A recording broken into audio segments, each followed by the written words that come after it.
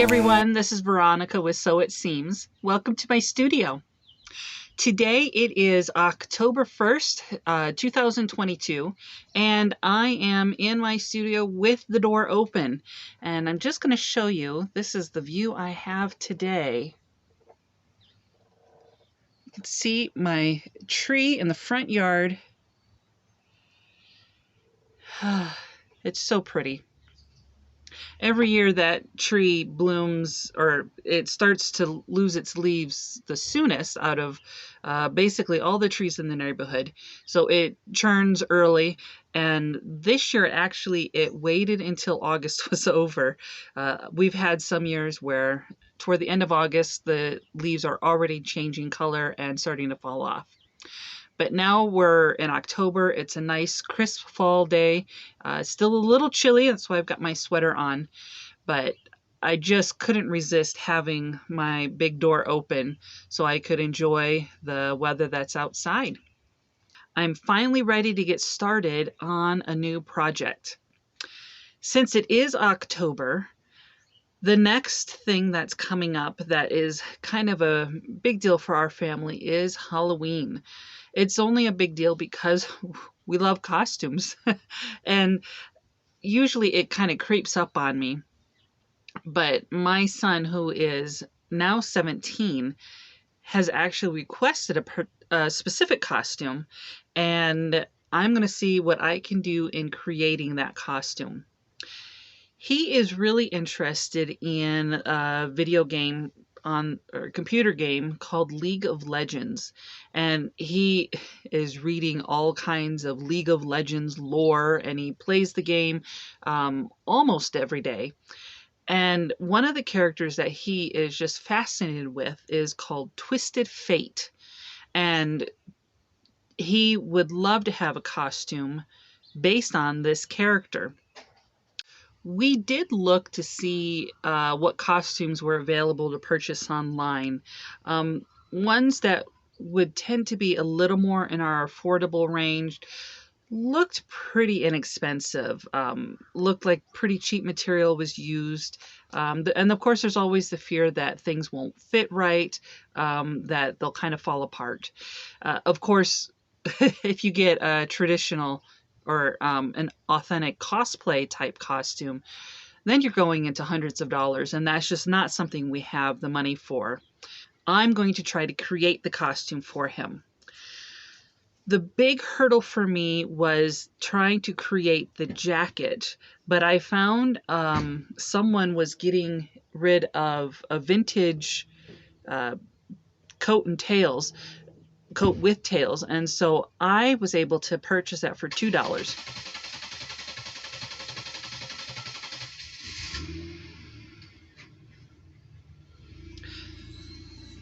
One of the perks of having my door open is hearing the noises outside. But I found this vintage jacket for $2, and this has the basic structure that I can actually work with. And I'm going to be cutting it apart and altering it to get it to work, hopefully, for what I need. I did sit and I made some notes of things that I'm going to need to do. One of the things with the costume, it does have the tails, but it's cut up higher. So I'm just going to probably cut it up a little higher and come out, and then trimming straight down so that we can get the shape that we need at the front of the coat. Along the top part of the coat, it has I will try to pop a picture up too throughout this, but it has kind of not quite a capelet, but maybe an epaulet. It just has a piece that comes over it that has some form to it. So that'll need to be an extra piece that is put on and attached to the top here. That's one major thing. And then the next part is the tails themselves. it's hard to see, but these are traditional tails. So they're split. They are tapered in. But this jacket actually is more like a trench coat in the back, so it comes all straight down. There isn't a split in the back. So what I'm actually thinking of doing is cutting off this bottom part of the tails, removing that, and actually purchasing some black fabric that will coordinate with this, that will hopefully look similar. This is just a wool, so if I can just find some wool fabric, and creating the long part, and that shouldn't be too hard. The concern that I had first starting this was actually just getting the jacket shape. That's more difficult, takes a lot more time, but I can work off of this. So those are the two major parts that I'll have to do in cutting this jacket up and making it work. Other things that I'll need to be doing, there's a lot of little things, but on each of the sleeves there is a larger cuff. And then what else is on there? On the, well, this is an extra part on the boots. The character has boots, and then he has, it's almost like spats, but they're boot spats. So it's a long piece that goes down the leg and buckles under the boot. But I will create something like that. So my son, he doesn't have boots, but he can wear shoes, and then these will cover over that. What else? For the jacket, it'll need trim, just some gold trim.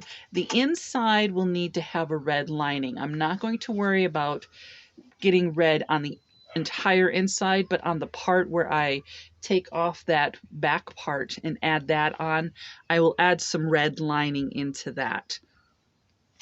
And then there's some details on the jacket, on the back of the jacket. There is a belt that comes across. It doesn't come off. It doesn't attach in the front or anything. It's just a decorative part. So there's a belt that comes across the back and a couple of belt loops. So that's relatively easy to create something like that. There is also just a small detail piece that is sewn onto the back. It just has a little bit of a shape that comes down. So I'll create a piece, either an extra piece of fabric, maybe from some that I cut off here, to just stitch down. The same thing on the sleeves. There are on either sleeve just a shape there, and that one's a little harder to see exactly what that is in some of the photos, but I'll take a look. I have photos of the character from the game. I also have photos of some figurines created from that character, and then I have photos of 2 or 3 different costumes that were created from this character. The costumes are the furthest detraction of the original look, so I will use that just as a little bit of a guidance of how maybe something was put together, but I'm going to try to stay as close as I can to the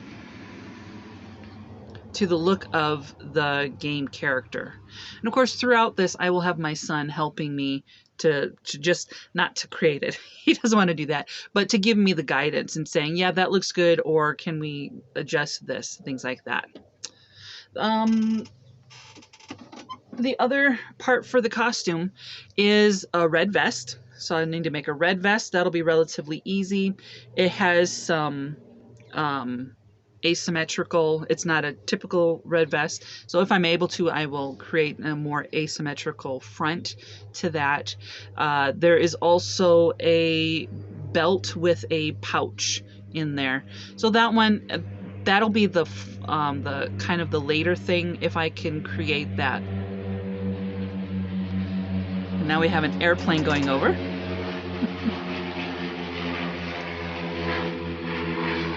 It's just a little one. The next major part of the costume, though, is the hat. The hat will take some time to figure out, I think, but since we are in the season where we can get more costume materials at places like Joann's, I'm going to go and see if I can find either a very stiff felt or if they have some of the foam that they sometimes have. So I should be able to find something, even if I can't find something that has a stiffness that I need. If it is felt, then I could get some stiffening, some batting that, you know, to create the stiffness that we need for this hat. So the hat will be the more involved, just so that we can get the shape, because it's not just the hat, it has that brim that comes out. And when I'm looking at the picture, it is pointed, it's shaped, so the brim is kind of comes to a point and the sides come to a point and then they're curved up. So that'll take a little bit of work to try to work on, but I do have a month to work on this.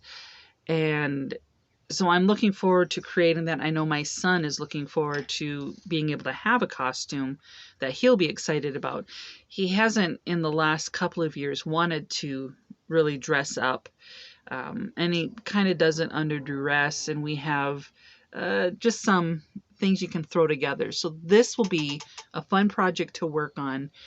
I'm excited to see it come together. I think it'll be relatively easy. No, not easy. It'll be relatively simple to do the parts, but it'll take work. It'll take time to actually create that.